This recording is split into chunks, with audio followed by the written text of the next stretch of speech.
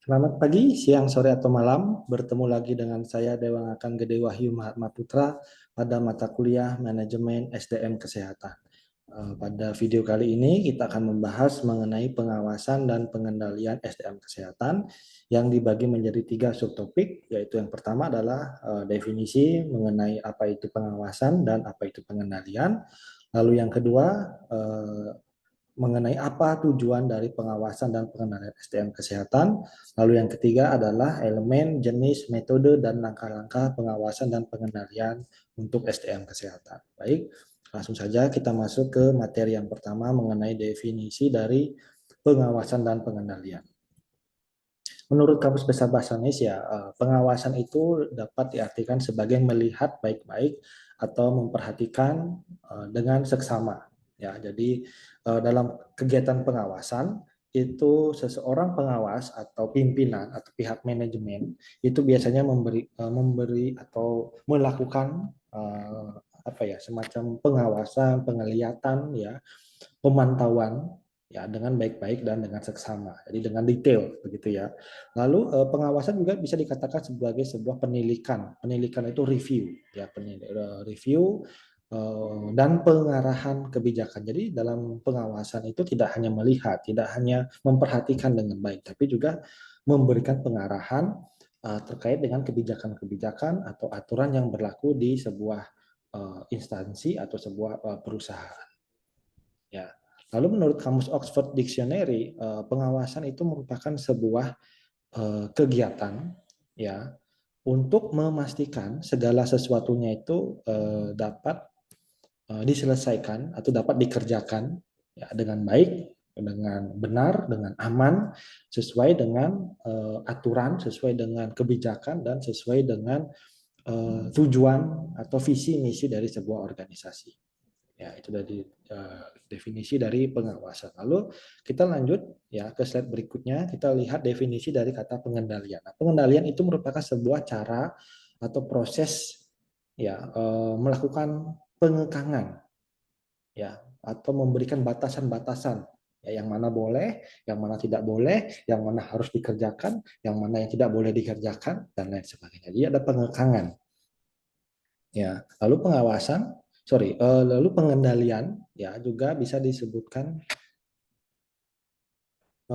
diartikan ya sebuah pengawasan atas suatu proses, suatu kemajuan atau progres ya dengan cara membandingkan hasil yang dikerjakan tersebut ya outputnya dibandingkan dengan standarnya ya membandingkan hasil dengan standarnya secara teratur. Nah, ini kita lihat di sini ya.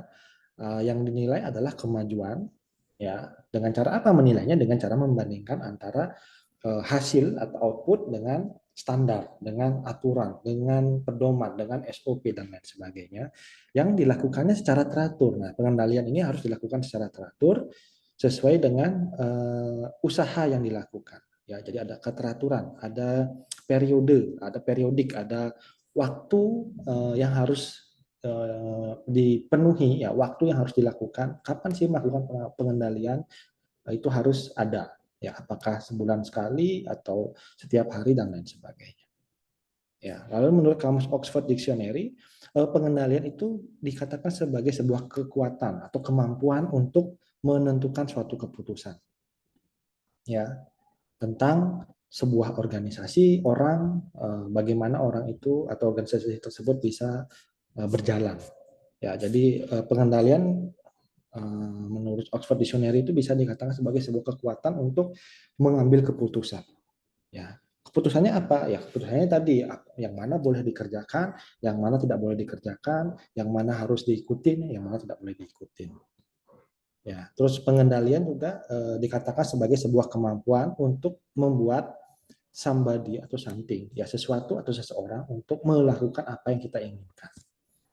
Ya, jadi dengan pengendalian kita mempunyai power, mempunyai kemampuan untuk mengendalikan orang-orang atau pekerja di bawah kita atau karyawan kita untuk melakukan apa sih yang diinginkan, apa yang menjadi tujuan dari perusahaan. Ya, apa yang menjadi tujuan dari organisasi. Ya, itu sebuah kekuatan.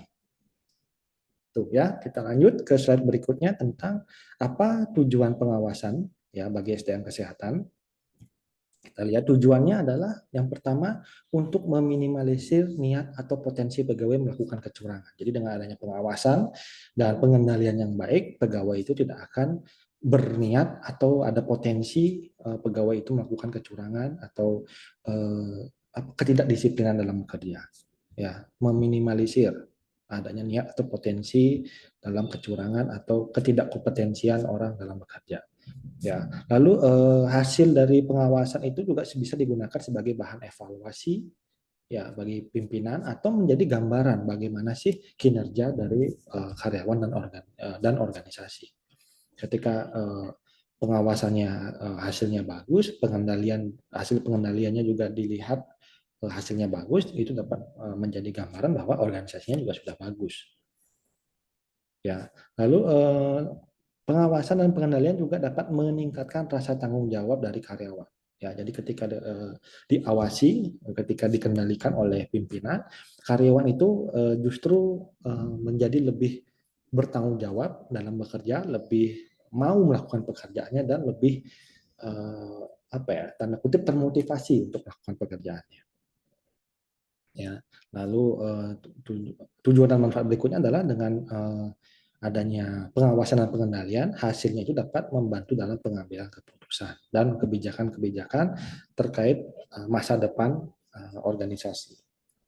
Gitu ya. Dan yang terakhir, dengan pengawasan dan pengendalian yang baik, kepuasan pelanggan atau dalam hal ini adalah pasien atau masyarakat itu juga semakin meningkat. Itu tujuan dan manfaat dari pengawasan dan pengendalian. Ya, lanjut kita akan lihat elemen, jenis, metode, dan langkah-langkah pengawasan dan pengendalian SDM kesehatan.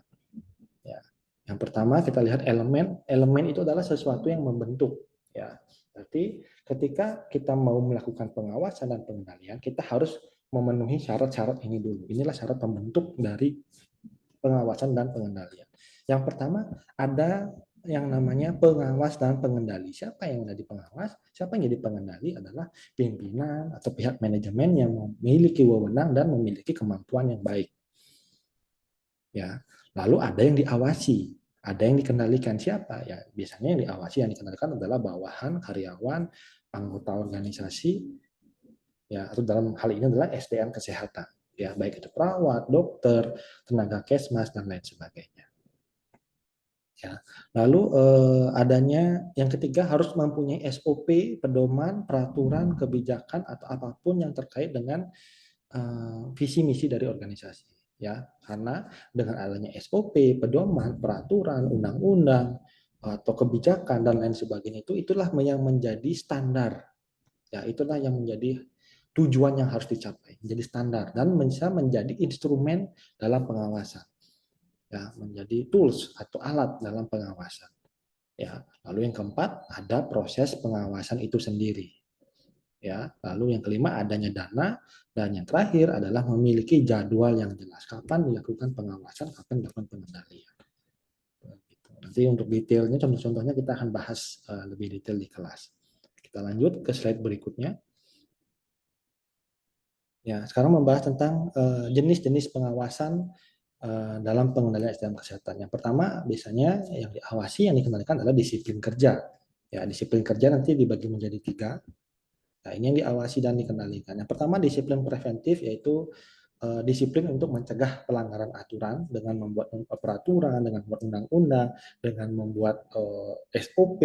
Nah, itu adalah preventif ya, pencegahan pelanggaran aturan. Lalu disiplin korektif, yaitu penanganan ketika terjadi pelanggaran, apakah dengan memberikan hukuman, pemotongan gaji, atau pemberian turun jabatan dan lain sebagainya. Lalu ada disiplin progresif. Nah, ini penanganan bagi pelanggaran yang terus dilakukan berulang, apakah diberikan surat peringatan atau dipecat atau mungkin dipindahkan dipindah tugaskan atau di skorsing dan lain sebagainya. Ya, lalu pengawasan yang lain adalah ada review internal. Nah, ini lebih ke arah evaluasi sebenarnya ya. Bagaimana manajerial itu melakukan penilaian terhadap kinerja anak buahnya yang ada di dalam organisasi. Lalu yang terakhir ada review eksternal yang dilakukan oleh mitra bestari atau bisa disebut sebagai penelaahan sejawat. Jadi yang menilai adalah rekan kita sendiri, baik itu dalam organisasi maupun di luar organisasi. Ya, jadi sesama misalnya sesama tenaga kesmas menilai tenaga kesmas lain di puskesmas yang lain. Ya, atau istilahnya dalam dunia kerja itu namanya kredensial. Nanti untuk detailnya kita akan bahas di kelas. Ya. Lalu metode pengawasan ya ada 3. Ya, yang pertama adalah pengawasan langsung. Ya, ini pengawasan yang dilakukan secara langsung, secara saat itu juga. Ya, lalu ada pengawasan tidak langsung. Ini pengawasan yang bisa dikatakan tidak melihat atau tidak melakukannya saat itu juga. Jadi bisa dengan melalui laporan, melalui keluhan, ya ada keluhan pelanggan misalnya, nah itu bisa jadi pengawasan tidak langsung. Lalu ada pengawasan khusus, ya ini pengendalian yang dikhususkan untuk kesalahan-kesalahan yang luar biasa atau hasil yang tidak sesuai dengan standar. Ya, jadi ini pengawasan khusus ketika ada suatu masalah, ketika ada suatu problem yang besar, nah, dilakukan pengawasan khusus. Ya, lalu langkah-langkah dalam pengawasan dan pengendalian adalah dengan yang pertama kita tetapkan dulu standar kegiatannya. Kita punya standar dari mana standar kegiatan bisa menggunakan SOP, pedoman, juknis atau peraturan, undang-undang, kebijakan dan lain sebagainya. Itu adalah standar dalam kegiatan pengawasan dan pengendalian. Ya, jadi adanya standar kegiatan.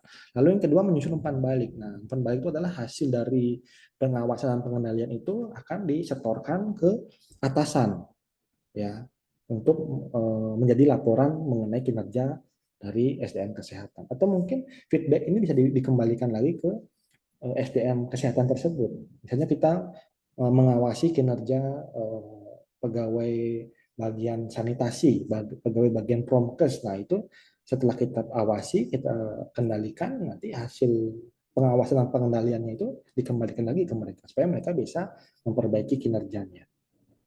Ya, lalu yang ketiga adalah dibandingkan ya hasil kegiatannya tersebut, outputnya dengan standar-standar yang sudah ada. Lalu diukur seberapa jauh penyimpangannya, seberapa jauh ketidaksesuaiannya. Dan yang terakhir adalah melakukan tindakan. Ya, tindakannya apa? Tadi ya bisa menggunakan pencegahan atau represif. Ya, mungkin nanti detailnya kita bahas di kelas. Ya, mungkin itu saja yang dapat saya sampaikan terkait dengan pengawasan dan pengendalian SDM kesehatan. Nanti selebihnya kita akan diskusikan di kelas. Itu saja yang dapat saya sampaikan. Saya ucapkan terima kasih atas perhatiannya dan sampai ketemu lagi di video-video selanjutnya. Terima kasih.